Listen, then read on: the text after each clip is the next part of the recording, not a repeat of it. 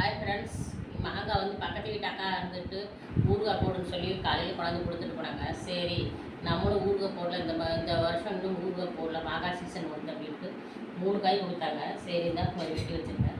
3 காய் கொடுத்தாங்க. கிளிமூக்கு மாங்காய் சரி வெட்டிகிட்டு இருக்கேன், ஊறுகாய் போடலாம் அப்படின்ட்டு. ஏன்னா அவங்க வருஷம் கொண்டாந்து கொடுத்துருவாங்க மாங்காய் ஊறுகாய் போடுன்னு சொல்லிட்டு எத்தி வீட்டாக்கா. இந்த மாங்காயில் ஊறுகாய் போட்டால் அது கிளிமூக்கு மாங்காய் நல்லா வாசனையாக இருக்குது.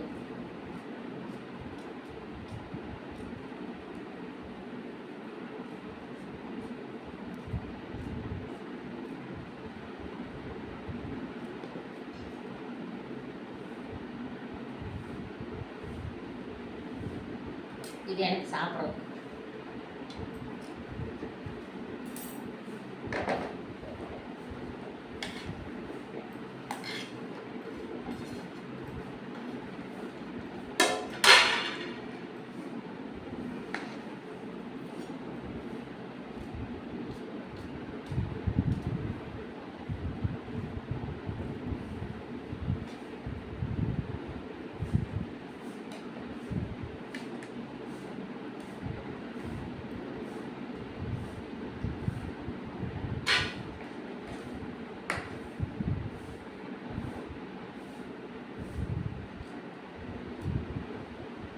கல்லுப்பு போட்டுக்கலாம்.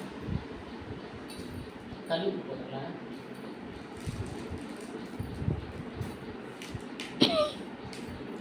ஏன்னா கல்லுப்பு தான் டேஸ்ட் கொடுத்து.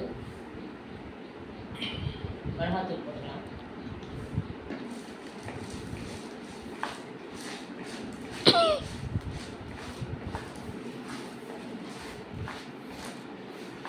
இப்போ கொஞ்சோண்டு மிளகாத்தூள் போட்டு பிசைஞ்சு வச்சுக்கலாம். ஒரு 3 நாள் கழிச்சு நம்ம தாளிக்கிற மாதிரி வரும். அப்போ கொஞ்சம் மிளகாத்தூள் சேர்த்துக்கலாம். ஏன்னா உடனே வந்து மொத்தமாக சேர்த்தக்கூடாது.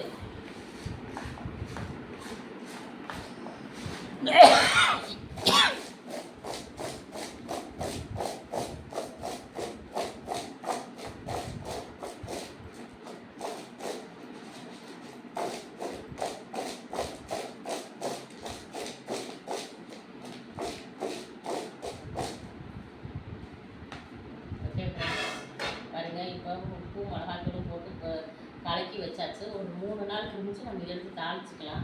ஏன்னா கல்லுப்பு தான் சேர்த்தணும், தூளுக்கு சேர்த்தக்கூடாது. கல்லுப்பு தான் டேஸ்ட் கொடுக்கும். 3 நாள் அந்த கல்லுப்பு வந்து ஊறி மாங்காயில் நல்லா ஊறிக்கும். அப்புறம் எடுத்து தாளிக்கும் போது மாங்காய் டேஸ்ட் சூப்பராக இருக்கும். அது கிளிமூக்கு மாங்காய். இந்த மாங்காய் வந்து ஊறுகாய் சூப்பராக இருக்கும். ஓகே ஃப்ரெண்ட்ஸ், இது நான் தாளிக்கும் போது ஒரு வீடியோவை காமிக்கிறேன்.